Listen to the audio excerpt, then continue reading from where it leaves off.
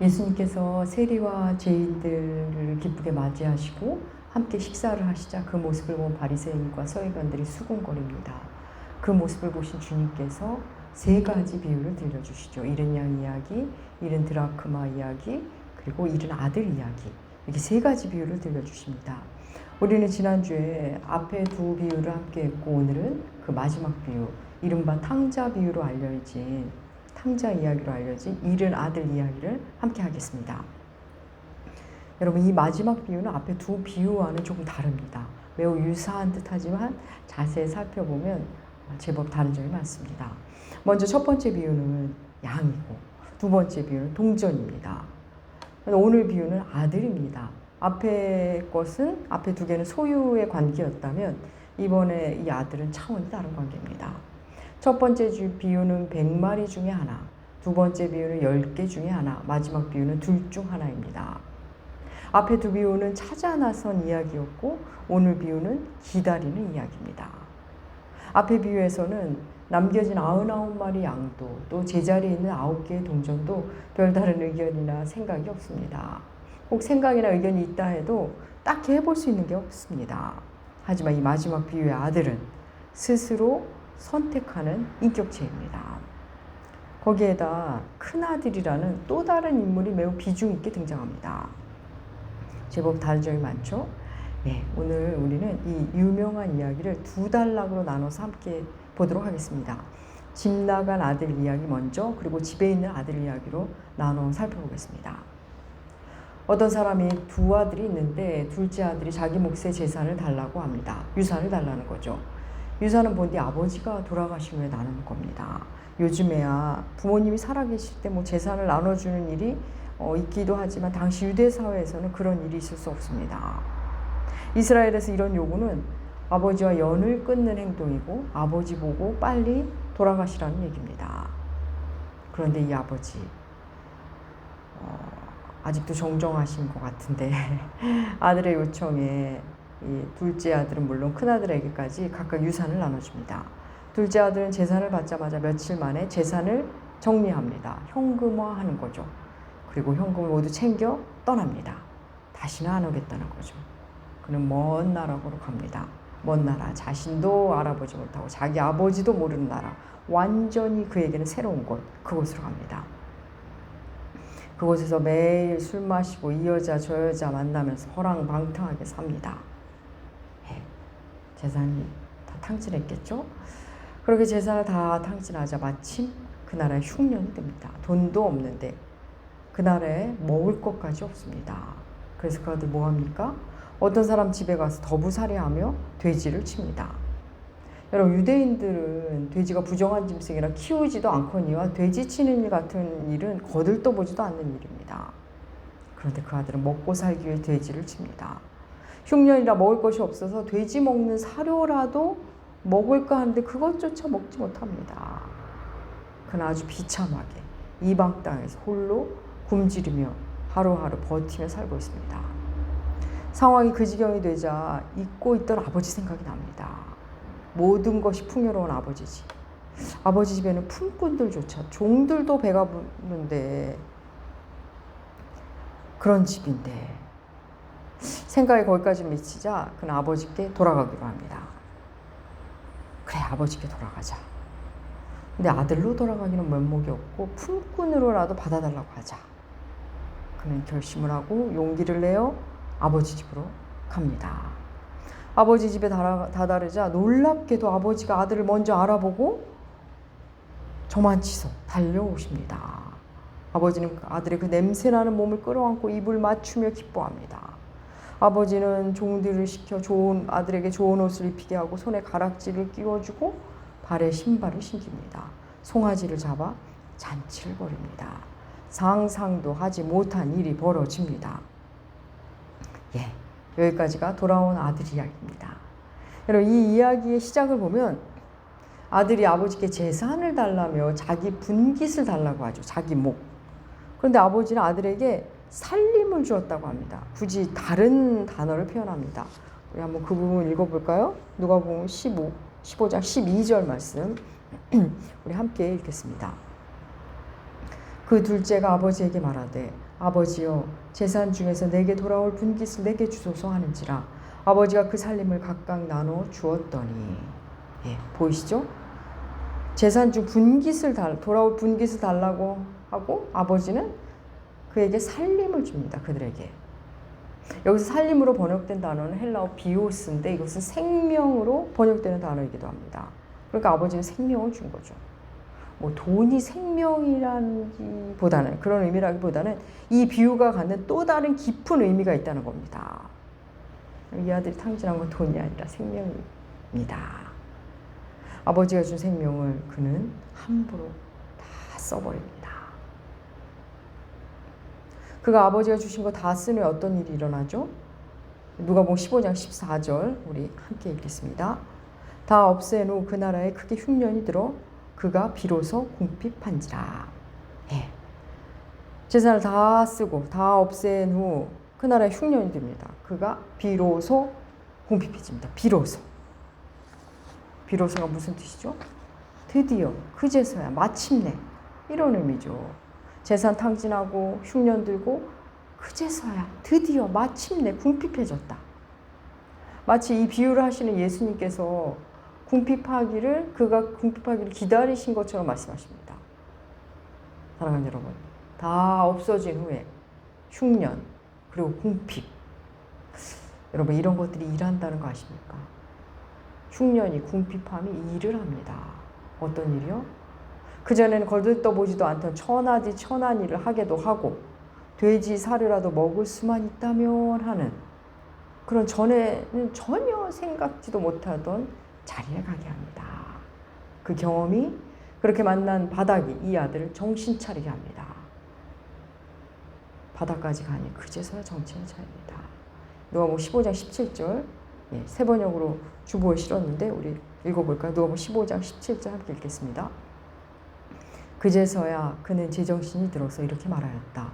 내 아버지의 그 많은 품꾼들에게는 먹을 것이 남아도는데 나는 여기서 굶어 죽는구나. 네, 그제서야. 여기서도 비유를 말씀하신 예수님이 그가 그렇게 되길 기다리신 것처럼 얘기를 이어가고 계시죠. 그제서야. 여러분, 이 아들 그제서야 아버지 생각이 나는데 왜 아버지 생각이 난 거죠? 잘못을 뉘우쳐서요? 아닙니다. 배가 고파서입니다. 바닥까지 내려가서입니다.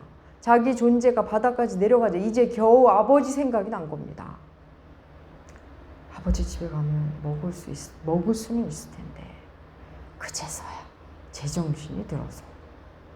사랑하는 여러분, 이 과정 우리 그리스도인 모두가 반드시 지나야 하는 과정입니다. 여러분, 예수님을 어설프게 믿는 사람들 너무 많죠. 대충 신앙생활 하다가 이것저것 못마땅하다 하면 교회를 떠나고 이것저것 핑계대며 신앙을 버리고 실은 아직 존재의 바닥을 경험하지 못해서 그런 겁니다. 여전히 다른 사람 탓하고 핑계대고 자존심 세우고 아직 제정신이 안 든 겁니다. 여전히 할 말이 많다? 여전히 남 탓할 게 많다? 아직 바닥을 만나지 못한 겁니다. 아직 비로소가 안 온 겁니다. 아직 그제서야를 못 만난 겁니다. 하나님은 또 낮추실 겁니다.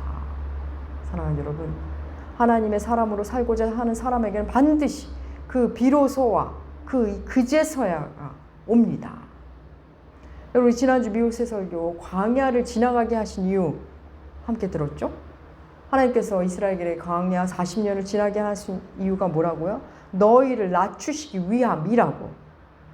낮아지게 하기 위함이 나눴습니다.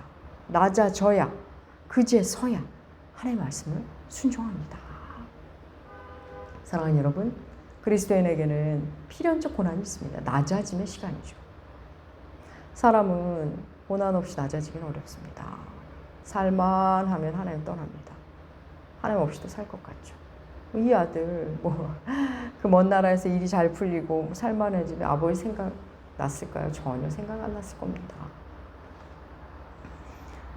사람 때문에 힘들고 건강 때문에 힘들고 돈 때문에 힘들고 나이 들어 힘들고 그렇게 인생의 흉년, 인생의 궁핍이 존재의 바닥이 우리를 전신 차리게 합니다.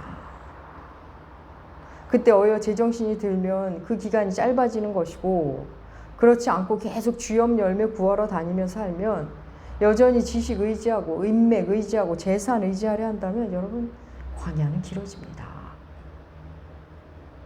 이 아들은 비로소 그제서야 정신이 들었고 제정신이 들자 아버지께 가기로 합니다. 누가복음 15장 18절과 19절 세 번역으로 주보에 실어 놓았습니다. 누가복음 15장 18절과 19절 우리 함께 읽겠습니다. 내가 일어나 아버지에게로 돌아가서 이렇게 말씀드려야겠다. 아버지, 내가 하늘과 아버지 앞에 죄를 지었습니다. 나는 더 이상 아버지의 아들이라고 불릴 자격이 없으니 나를 품꾼의 하나로 삼아 주십소서. 이 아들 아버지께 돌아가서 할 말을 생각해 놓습니다. 내가 하늘과 아버지께 죄를 지었습니다. 더 이상 아버지의 아들이라 불릴 자격이 없으니 품꾼의 하나로 종으로 삼아주세요. 여러분, 이 아들의 이 말 진심 어린 말일까요? 글쎄요, 그가 얼마나 진심이었는지는 모르겠습니다. 다만 분명한 것은 아들로 돌아가기에는 면목이 없다는 것, 그 정도는 알게 되었다는 겁니다. 그냥 종도 아니라 그냥 하루하루 쓴 품꾼. 그래도 좋으니 받아달랍니다. 그는 일단 이렇게는 못 살겠다 해서 아버지께 가는 겁니다. 일단 아버지께 가면 굶지 않을 것 같아서 가는 겁니다. 아버지가 보고 싶고 아버지 좋은 걸 알고 그래서 정말 잘못을 뉘우쳐서 그렇게 아버지 집으로 가기보다는 그저 살기 위해 갑니다. 어쨌든 이 아들 자신이 이제 아들의 자격이 없다는 거, 이제 아들일 수 없음을 깨닫습니다. 그게 너무 중요한 겁니다. 그게 바로 자기 해체입니다. 더 이상 자기를 주장하지 않는 자리, 자신의 자격 없음을 알아가는 것, 이 자기 해체가 있어야 자기 부인의 자리로 갑니다. 흉년과 궁핍을 통해 자기 해체가 일어나고 그리고 자기 부인의 자리로 가게 됩니다. 그럼 이 아들이 가장 잘한 일이죠. 용기 내어 아버지께 가는 일. 여러분, 예배와 멀어진 사람, 교회와 멀어진 사람이 그 예배를 회복하는데 용기가 필요합니다. 모든 관계가 그렇죠. 회복에는 용기가 필요합니다. 아들은 더 이상 가던 길을 계속 가지 않고 아버지 집으로 향합니다. 품꾼이라도 좋으니 밥이나 안 굶고 살면 좋겠다 해서 갔는데 아버지는 그를 기다리고 있었습니다. 자신을 기다리고 있을 거라고는 생각하지 못했는데 기다리셨고 다시 아들로 맞아주십니다. 아버지는 거봐라, 내가 이럴 줄 알았다. 도대체 뭘 하다 왔길래 꼴이 이러냐, 이러면서 받아주는 게 아닙니다. 그냥 기뻐하십니다. 마냥 기뻐하십니다. 앞서 잃은 양도 잃은 드라크마도 모두 찾아 나선 이야기였습니다. 그런데 오늘 이 잃은 아들 이야기는 기다리시는 이야기입니다. 아버지는 이 아들을 찾아 나서질 않습니다. 여러분, 왜 찾아 나서질 않으셨을까요? 아들이 하나 더 있어서요? 아닙니다. 아들이 알아서 할 걸 믿어서요? 여러분, 아버지가 이 둘째 모르겠습니까? 탕진할 걸 다 알고 준 겁니다. 그럼 찾아낼 능력이 없어서요? 여러분, 이 아버지는 어마어마한 부자라서 종을 풀어서 찾으려고만 하면 찾아낼 수 있는 분입니다. 그런데 찾지 않았습니다. 왜 찾지 않으셨을까요? 그렇게 이 둘째를 찾아낸다 한들 이 아들은 기어이 다시 집 나갈 아들입니다. 무슨 핑계를 대서라도 또 나갈 아들임을 아버지는 압니다. 이 아들은 기어이 바닥을 경험해야 제정신이 들 아들이라는 것을 알았기에 그냥 기다린 겁니다. 바닥까지 내려가서 돼지랑 함께하고 돼지 먹는 쥐염 염려에도 아쉬운 그 자리, 거기까지 가야 아버지 곁이 제일 좋다는 것을 알려서기기에 그 시기가 어서 오기만을 아프게 기다리십니다. 아들은 원하는 것을, 그 아버지의 재산을 손에 넣었던 그 아들은 그렇게 처참한 모습으로 돌아옵니다. 사랑하는 여러분, 원하는 것을 하나님께서 주셨다고 마냥 기뻐할 일이 아닙니다. 우리 시편 106편 15절 볼까요? 주보에 실어놨습니다. 시편 106편 15절 함께 읽겠습니다. 그러므로 여호와께서는 그들이 요구한 것을 그들에게 주셨을지라도 그들의 영혼은 쇠약하게 하셨도다. 아멘. 하나님은 우리가 떼쓰고 구하면 주십니다. 신앙이 어린 자일수록 주실 때가 많습니다. 하지만 그것이 우리의 영혼을 쇠약하게 합니다. 이거 기억하실 필요가 있습니다. 제가 목사 된 지 15년이 되었더라고요. 담임 사역 9년입니다. 별로 그렇게 길다고 볼 수는 없는데 저도 알겠더라고요. 이 성도님 아무리 말씀드려도 소용이 없구나. 그냥 바닥을 경험하시는 것밖에, 그것을 기다리는 것밖에 없구나 싶을 때가 참 많습니다. 참 의미도 없는 그 자존심, 그것 때문에 자기 해체가 안 됩니다. 나는 원래 이런 사람이고 그래서 그런 건 할 수 없고 나는 그런 거는 못 견디고 나는 저들과는 다르고, 여러분 그게 바로 무너져야 하는 겁니다. 이 아들은 돼지우리 안에서 그게 무너집니다. 궁핍함 속에서 무너집니다. 그 무너짐이 복인데 우리는 무너지지 않으려고 꼿꼿하게 똘똘 자기 안으로 더 들어가고 뭉치고 무너지지 않게 해달라고 기도까지 합니다. 사랑하는 여러분, 아버지는 이 둘째가 허랑방탕할 것도 바닥을 쳐야 정신 들 것도 아셨습니다. 다만 바닥을 치고도 아버지께 돌아오지 않을까 봐 그게 걱정인 것이었습니다. 그 아들이 돌아오지 아버지의 기쁨이 얼마나 큰지 큰 잔치를 베풉니다. 사랑하는 여러분, 돌아온 아들 이야기는 그야말로 복음의 정수를 다 드러내는 이야기입니다. 비유입니다. 이 이야기는 우리 모두의 이야기고 하나님 아버지의 이야기입니다. 이 비유 속 아버지가 바로 우리 하나님 아버지고 하나님은 복음 그 자체입니다. 이 돌아온 아들, 돌아온 탕자 이야기로 알려진 이야기는 여기서 끝나지 않습니다. 그 다음 이야기가 있죠. 집에 있는 큰 아들 이야기입니다. 이른 아들 이야기는 거기까지 가야 전체가 완성됩니다. 집에 있는 아들, 큰 아들이죠. 집 나간 아들의 형입니다. 그가 밭에서 일하고 돌아오는데 집안에서 풍악 소리와 춤추는 소리가 들려오자 의아해합니다. 종에게 물으니 집 나갔던 동생이 돌아와 아버지께서 잔치를 벌이고 있답니다. 그 이야기를 들은 큰아들 화가 나서 집 안으로 들어가지 않습니다. 아버지가 큰아들이 집 안으로 들어오지 않는다는 소리를 듣고 밖으로 나옵니다. 아버지를 보자 큰아들이 말하죠. 아버지, 제가 여러 해 아버지를 섬겨 아버지 명을 어긴 적이 없는데 제게 염소 새끼 한 마리라도 주어 친구들과 즐기라 하신 적 없으시지 않습니까? 그런데 아버지 살림을 창기들과 함께 다 써버린 녀석이 돌아왔다고 어떻게 송아지를 잡아 잔치를 하실 수 있습니까? 아버지가 따지는 거죠. 그러자 아버지가 큰아들에게 말합니다. 얘야, 너는 항상 나와 함께 있으니 내 것이 다 내 것이 아니냐. 내 동생이 죽었다가 살아났으며 내가 잃었다가 얻었으니 즐거워하는 것이 당연하지 않니? 아버지가 큰아들을 달래십니다. 여러분, 이 아들 지금 무엇에 단단히 화가 난 거죠? 아버지의 그 크신 사랑에 화가 난 겁니다. 자기 동생인데 동생이 돌아온 것엔 관심이 없고 왜 저런 녀석에게 잘해주냐고, 왜 저런 놈을 사랑해주냐고, 왜 저런 놈을 위해 잔치를 베푸냐며 아버지의 크신 사랑에 화를 내고 있습니다. 이 아들 아버지 곁에서 아버지 일을 하지만 아버지의 마음을 모릅니다. 여러분, 이 아들에게도 성경에는 기록되지 않지만 그 행간에 비로소와 그제서가 있습니다. 그제서야가 있습니다.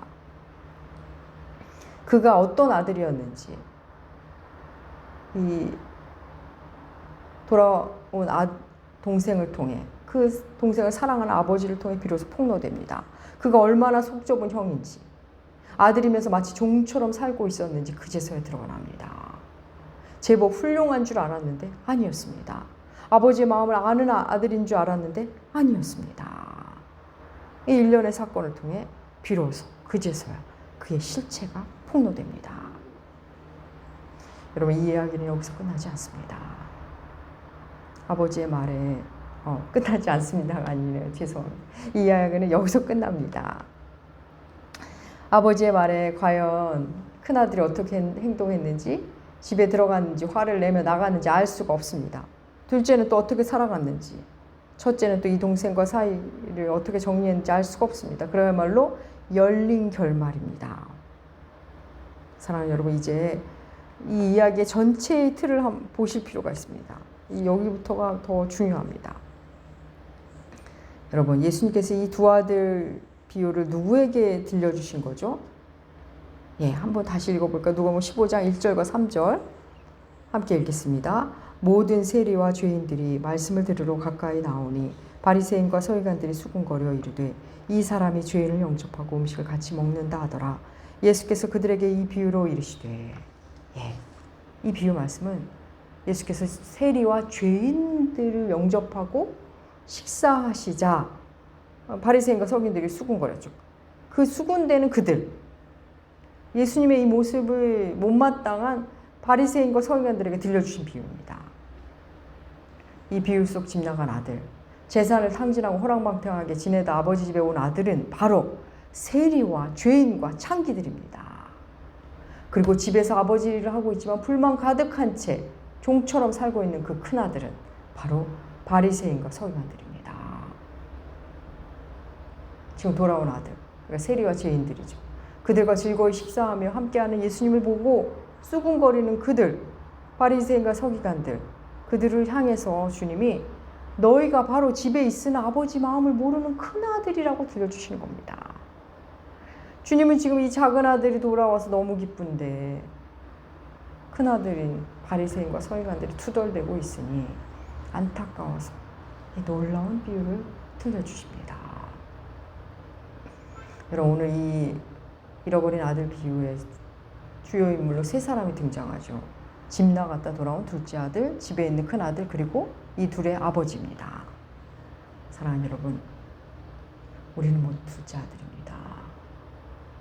하나님을 등지고 살다가 돌아온 둘째, 하나님의 것에만 관심이 있지 하나님께는 관심이 없던 둘째입니다.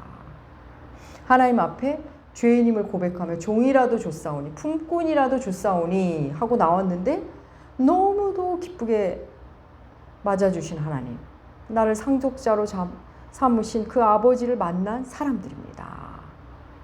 여러분, 내가 아들의 자격이 없구나를 아는 것, 그게 회개의 시작입니다. 그걸 깊이 만나야 우리는 진짜 새로운 피조물, 진짜 참아들이 됩니다. 그런데 그런 과정을 겪고 교회 안에 들어오면 놀랍게도 교회 안에 큰아들들이 있습니다. 동생이 와도 기뻐하지 않는 형, 아버지가 동생을 좀 이뻐하면 투덜거리는 형이 있습니다. 아버지 곁에 있으면서 아버지 일도 열심히 하는데 아들이 아닌 종처럼 삽니다. 교회는 다니고 있지만 하나님 아버지의 마음을 모르는 사람들, 모든 것이 의무가 되고 기쁨이 없습니다. 그러면서 온통 피해의식과 자기 연민에 사로잡혀 있습니다. 왜 날 몰라주냐고 투덜댑니다. 교회 안에 좀 부족한 사람, 마음에 안 드는 사람이 있으면 정죄하고 비난하기 있습니다. 자꾸 교회 안에 사람들이 못마땅하다? 그럼 난 지금 큰아들인 겁니다. 교회가 누군가에게 사랑을 베푸는 게 마음에 안 든다? 지금 큰아들로 사는 겁니다. 그런 경우 왕왕 있습니다. 누굴 돕자니까 왜 도와주냐입니다. 누굴 좀 섬기자고, 어디를 좀 섬기자고 하니 왜 우리가 섬겨야 하냐고, 용서하자고 하면 왜 용서해야 하냐고 화를 냅니다. 하나님의 그 사랑이, 교회가 말하는 그 사랑이, 그 가르침이 싫어서 화를 냅니다. 하나님의 그 사랑이 못마땅합니다. 그런데 여러분, 그들도 처음에는 둘째였습니다. 교회 안에 둘째 아들로 있다가 시간이 흐르면서 첫째 아들의 자리로 가는 사람들이 참 많습니다. 대부분 교회 안에는 그래서 큰아들들이 더 많습니다. 가난한 사람을 도울지언정 가난한 사람이 갈 수 없는 교회, 못 배운 사람들, 장애 있는 사람들을 도와주지만 못 배운 자들, 장애 있는 자들, 어려웠던 과거가 있던 사람들, 그들이 우리 교회 오는 거는 싫답니다. 도무지 아버지의 그 기쁨의 잔치, 기쁨의 소비에 동참하지 못하는 교회, 하나님 아버지는 지금도 안타까워하십니다. 여러분, 이 비유 속 아버지, 두 아들의 아버지, 이 아버지는 사랑 그 자체입니다. 그분이 바로 우리 하나님 아버지십니다. 돌아온 아들은 물론 동생이 돌아와도 전혀 기뻐하지 않는 큰아들, 아버지의 사랑에 불만을 갖는 그 큰아들까지도 사랑하십니다. 아버지는 이 아들도 저 아들도 사랑하십니다. 세리와 죄인들도 사랑하시고 바리새인과 서기관들도 사랑하십니다. 사랑하는 여러분, 우리는 이 아버지의 마음 만나고 아버지의 자리로 가야 합니다. 내가 받은 사랑을 알게 되면 그 자리로 가게 됩니다. 그러면 둘째 아들들이 하나님께 돌아오면 하나님은 날 통해 그를 안아주실 겁니다. 날 통해 그 아들을 먹이시고 입히시고 손잡아 주십니다. 또 큰아들이 불평불만으로 화를 내고 있으면 날 통해 그를 달래주실 겁니다. 아버지의 마음을 설명해 주실 겁니다. 사랑하는 남우교 교우 여러분, 하나님 아버지의 사랑을 만나십시오. 도무지 이해할 수 없는 그 크신 사랑을 듣고 읽고 받아들이십시오. 작은 아들이어도 좋고 큰 아들이어도 좋습니다. 주의 사랑을 만나시고 기어이 아버지의 마음을 닮아 큰 사랑으로 살아가시는 여러분들 되시기 주의 이름으로 축복합니다. 기도하겠습니다. 하나님 아버지, 우리가 바로 집 나간 아들입니다. 우리가 바로 집에 있은 아버지의 마음을 모르는 아들입니다. 이 아들도 저 아들도 사랑하시는 우리의 주님, 하나님 아버지의 그 크신 사랑을 생각합니다. 그 사랑에 기쁨으로 반응하며 품꾼이라도 주사오니 하며 기쁘게 주를 위해 살기를, 그러나 결코 종으로 두지 않으시는 우리 아버지이심을 깊이 만나게 하여 주시옵소서. 계속 우리에게 주의 사랑을 들려주시고 그 사랑에 기쁨으로 반응하며 살게 하여 주시옵소서. 감사드리며 존귀하신 예수님의 이름으로 기도합니다.